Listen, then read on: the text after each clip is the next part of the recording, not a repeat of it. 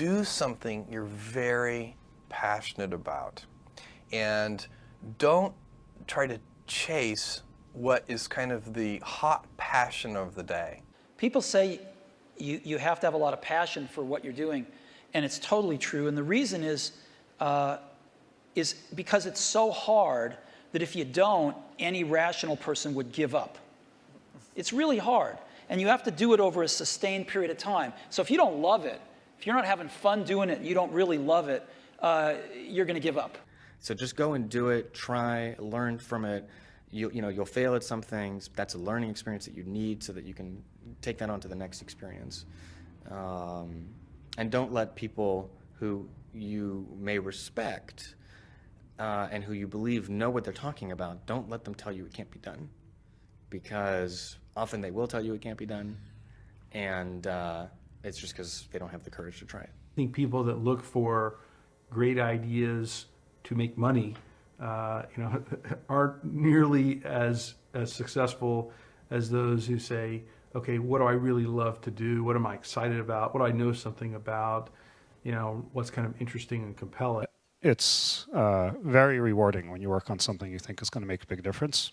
And yeah, it's a little bit harder, but I think the passion that one might bring with it brings so much more energy to that you're more likely to succeed. You have to have an emotional investment in what you're doing. If you don't love what you're doing,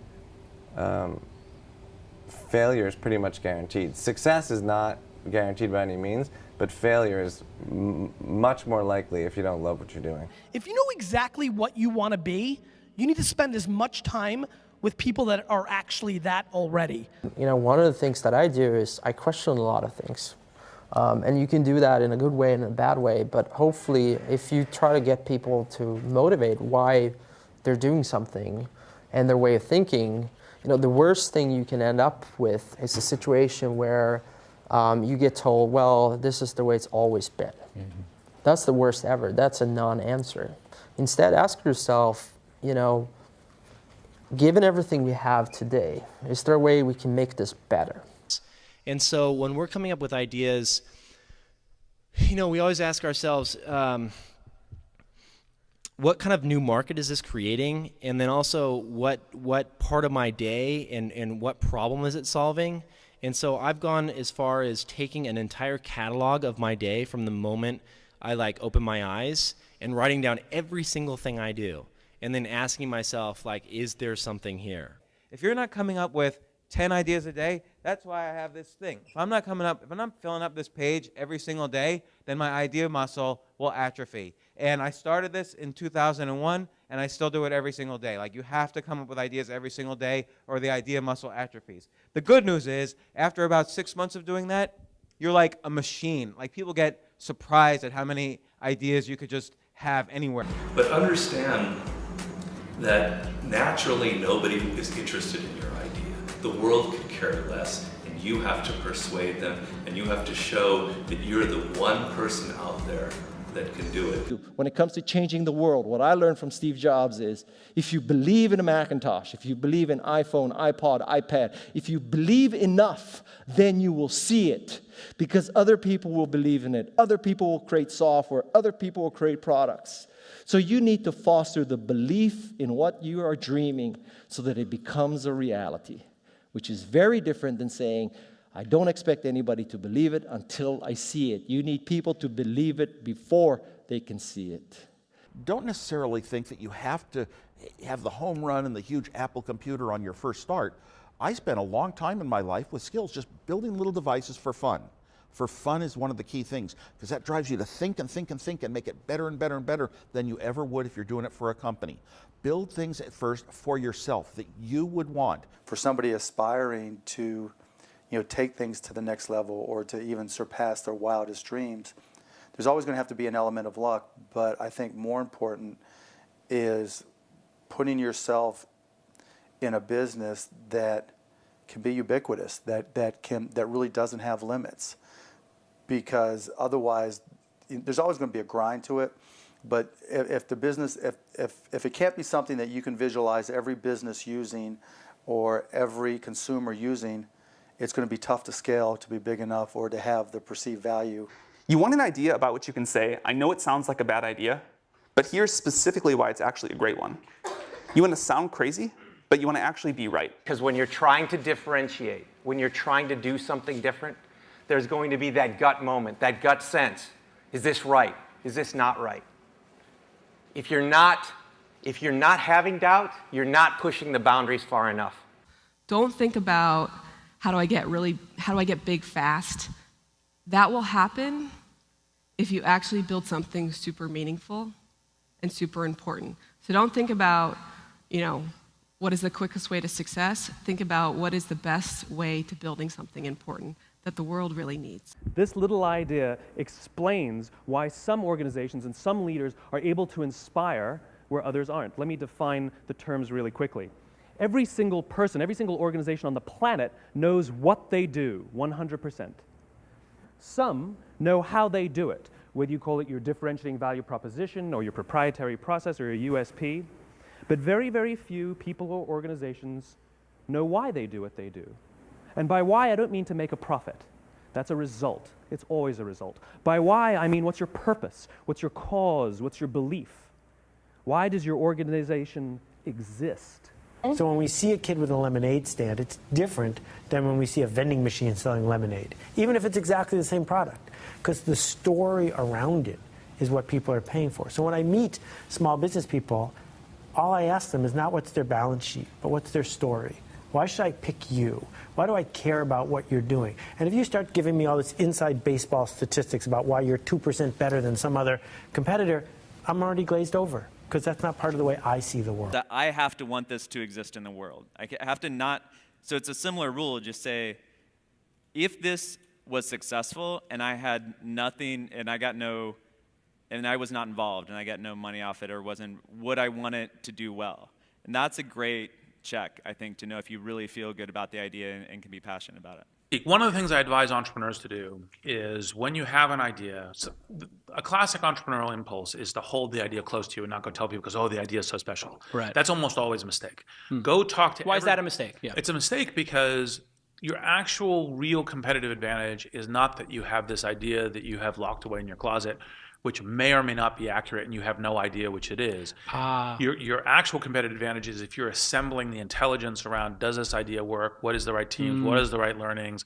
And we're essentially in motion. The hardest thing to do is start. You have all these ideas and everyone has an idea, but it's really about executing the idea and building the idea and attracting other people to help you work on the idea. That is the biggest challenge. But the way to begin is to get the idea out of your head, draw it out, talk about it, program it if you're a programmer, or make it if you're building something. Like, you don't have to be the best, but you have to be dangerous, right?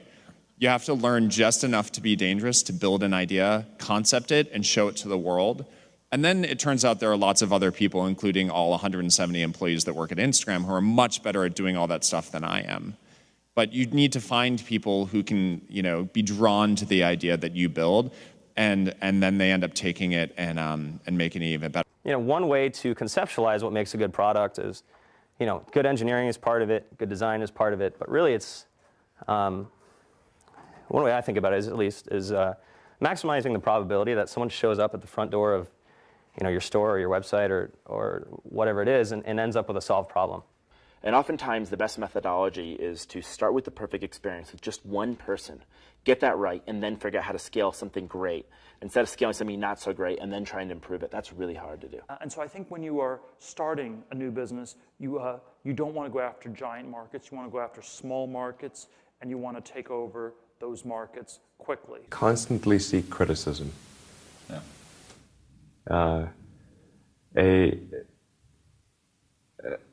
A well thought out critique of whatever you're doing is as valuable as gold. And you should seek that from everyone you can, but particularly your friends. If you're not utilizing an online community, then you're at a disadvantage to those who are. You can be asking online communities what they think about your ideas, or if they have any advice with what you're working on. Not only will you hear from people who are passionate about the subject, but you'll be hearing from people all around the world, each with their own experiences and stories that can help you. And there are a lot of people from whom we can learn a lot. And I think like, you know, the one piece of advice is like, don't underestimate anyone you come across ever. Right. Like whether they're, you know, a blue collar worker waiting for the bus, or they're, you know, helping you at they're the server or bartender at the restaurant, or they're a lower ranking employee. I mean, the smartest leaders I've ever seen have always gone around the room and asked for everybody's opinion. Most startups that fail do it ultimately because they did not make something that people wanted. They made something that, you know, that they thought people would want, but they were either in denial about it, about, you know, whether it was actually any good, or somebody else came along and made something that people wanted even more. The best piece of advice that we've figured out as we've been doing Foursquare is not to let other people distract what you're doing. There's always haters that say, your idea is stupid, this idea is never going to work, don't even bother doing that because someone else is going to do it before you do. And if we listened to all that feedback that we were getting, all that negative feedback, we would never have built things, we would never have prototyped things. And that's how we really got to where we are. Like, we saw things that we wanted to build, and we just went out and built them. And it turns out when you build stuff that you like to use, there's a good chance that there's thousands of other people that want to use it too. And so it's not just about doing focus groups, it's not just about, you know, double checking your vision, it really is about integrating this concept of testing our ideas rigorously throughout the product development process, throughout the marketing process, even as we scale up. But what you really need to do is think about what is the smallest possible test that I can run for this idea, for this concept, for this theory, get it out there, and get customers using it. Because your customers are going to be the ones to tell you if it's really working or not. Like there's almost this expectation that you have to have in your mind, this sort of, I'm going to change the world, sort of make a dent in the universe kind of ambition, right?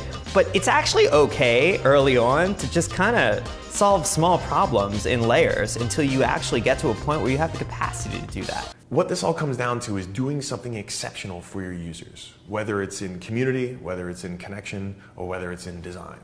This is our big advantage as a startup, is that we can actually get away with doing this. We can make this the core part of why we're doing business. I think you should be spending your money on teaching and sharing, and so that might mean hiring a writer or two, perhaps, instead of a marketing person.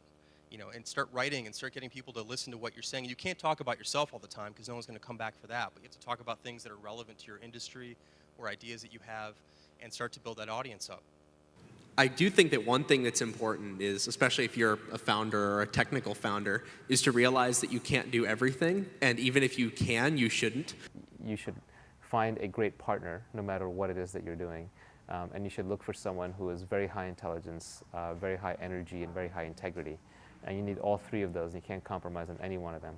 Otherwise, you'll end up with either someone who's not smart, which does you no good, or someone who's not hardworking, which also does you no good, or the worst case is you end up with a smart, hardworking crook who ends up working against your interests. And integrity is something that takes a lot of time spent with someone to figure out. The most important thing when you're working with people early is that you guys line up on what your goals are. That sounds really basic, but you can totally, it can be fine. You can want to build a small business that makes money and you don't have to go to an office every day. Or you can want to build a huge company. You can want to build Google. But I think you have to be really, really aligned on that. When a lot of corporations have, they might call them core values or guiding principles or so on, but the problem is usually they're very lofty sounding. They kind of read like a press release the marketing department put out. They sound just like their competitors, and maybe you learn about it on day one of your job, but then it becomes this meaningless plaque on the lobby wall. Well, we wanted to come up with committable core values, and by committable, meaning we're willing to hire or fire people based on those values, completely independent of their actual job performance. The definition of values is they're the behaviors or principles that you religiously adhere to within your company. When I say religious, I mean that no amount of data will sway you from those principles. And the degree to which that you have the courage to maintain your conviction around those ideas is the degree to which you're going to be successful over the long term. A company is simply a group of people, as a leader of people, you have to be a great listener, you have to be a great motivator, you have to be very good at praising and looking for the best in people, People are no different from flowers. If you water flowers, they flourish. If you praise people, they flourish, and that's a critical attribute of a leader. So I kind of like half jokingly with a lot of people say that, my job is basically like to be the assistant for the rest of the company. Like my job is to make sure that like you have what you need, that it's and basically you have everything you need to kick ass. Like that's my job. If you don't have that, then let me know because I'm not doing my job. There are a lot of things that are outside of your control. A lot of external circumstances will determine the success of your idea, whether the market timing's right for this new kind of service, or whether people, whether a customer, like the economy's right for your kind of service, right? Whether you meet the right people who will finance your company. Many external circumstances are like outside of your control and but will affect the outcome, and you have to be okay with that. Another quality that I think is important is kind of being flexible-minded or open-minded. I'm not saying you shouldn't have a vision for your idea or your product, but you need to be open to changes. So many things go wrong when you're starting a company, and often I think people ask, what mistakes should you avoid making? And my answer to that question is don't even bother trying to avoid mistakes because you're going to make tons of mistakes, right? And the important thing is actually learning quickly from whatever mistakes you make and not giving up, right? And I mean, there are things every single year of Facebook's existence that could have killed us or made it so that it just seemed like moving forward and making a lot of progress just seemed intractable, but you just kind of bounce back and you learn. And nothing is impossible. You just have to kind of keep running through the walls. The two things we really zero in on people are, two things. They sound simple, they end up being very difficult. Courage and genius. Courage is the one we talk about a lot because it's the one that people can learn. Courage, which is to say not giving up in the face of adversity, just being absolutely determined to succeed, is something that you can like force yourself to do. It can be very painful. You can force yourself to do it. The genius part is a little bit hard to force yourself to do. Courage without genius might not get you where you need to go, but genius without courage almost certainly won't. And I think the reality is just, not quite so glamorous. There's there's an ugly side to being an entrepreneur. And also just more importantly, what you're actually spending your time on is just a lot of hard work. Sam mentioned this, but you're basically just sitting at your desk, heads down, focused, answering customer support emails, doing sales, figuring out hard engineering problems. So it's really important that you kind of go in with eyes wide open. Optimism has a place, but I think even more so for the first-time entrepreneur, you need to be pragmatically pessimistic. What I mean by that is you need to define all of the worst-case scenarios in terms of financial loss, time loss, etc. Look at what you will learn if that happens and accept and come to terms with that before you ever start. If you don't do that and you go straight into battling the world, trying to conquer the world with rose-colored glasses on, the first time you hit a major hiccup, you're going to become really demoralized and you will quit. If you don't love it, you won't make it through the long period of pain that is inevitable. So make sure that you take care of yourself during the process. Make sure that you take care of your mental health, your physical health while you're doing it because it's a long road.